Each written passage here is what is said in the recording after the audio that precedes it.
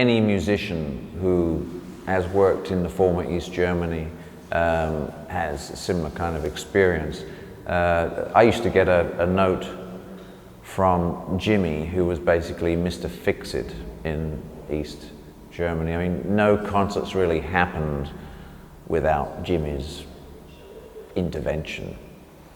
So I'd get a note from him on paper, very similar to this kind of paper, kind of yellowy paper, written in pencil, which would say, John, be at Checkpoint Charlie, certain date, certain time, have 13 concert tour, Jimmy. And that would be it. And then I'd have to sort of then go on the west side to get this okayed. And then I'd go to Checkpoint Charlie and be picked up by Jimmy. And then we would, with the necessary visas, of course, which every day that you spent in East Germany covered one page of your visa, of your passport, with a huge stamp.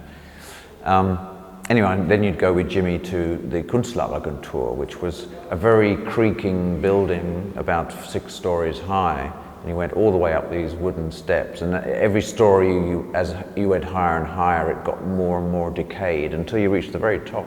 And there sat Frau Austin. And Frau Austin basically was the Künstleragentur der DDR. She was the person who organized art in East Germany, theoretically. But actually she couldn't really do very much. Not many people believe this, but it's true. And we're talking about the 1980s. She had a phone that you had to wind up. You might have seen these phones in movies from the 30s. But she had one of these phones. You wound it up. And so I think there was only 4 or 5 lines available to her anyway. She would make me sign all these contracts and stuff, and then you'd walk down a corridor, a sort of wooden panelled corridor, and there was a little sort of trap door in the side of one of the panels, and you'd ring a buzzer, and the trap door would sort of open like this, and this hand would thrust out a pile of money about this high, and you'd hear a voice say, "Hier, unterschreiben," which meant sign, and you'd get another bit of paper and you'd sign, and you suddenly had all this money before you'd played a note of music. I mean, it was quite extraordinary. For musicians are normally having to sort of hustle around crazy after gigs to get paid, but this was all money up front before you'd played a single note. And then off you'd go and do the tour. My last tour had 13 concerts in 12 days, 1 day off. So we had 2 days which were matinees as well as the evening concert in different towns. Every concert was normally packed. They took place in kind of youth clubs, cinemas, concert halls, sometimes huge concert halls. And it was quite extraordinary. The ironic thing was that this was obviously a very controlled police state, but they allowed, indeed not only allowed, but encouraged basically free jazz, or free improvisation as it later became known. Because there was no lyrics. There was nothing to worry about. No one strummed the guitar on 3 chords and sung, I don't like the government. And of course, anybody who sang, pop songs basically and sung I don't like the government didn't work.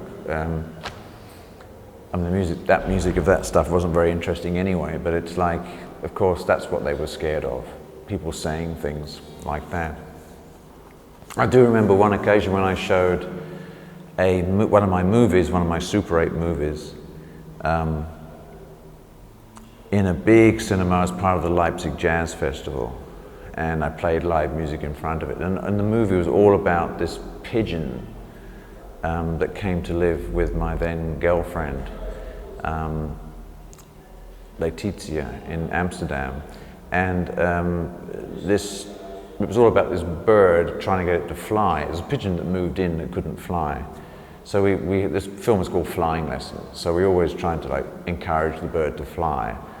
And it sort of became sort of part of the family and would sit on your head and pick away and do all kinds of things. So I made this film. Of course, it was about a bird flying. And eventually, of course, it flew off, you know. And you know, this to 1,000 East Germans, you know, in a cinema was like, oh my God, Freiheit, you know. You're talking, this film is about freedom, you know. I said, no, it's not. It's about a bird flying, you know. But there was always that element there. You got enough about East Germany? There's plenty more, but you know, spies and all kinds of stuff.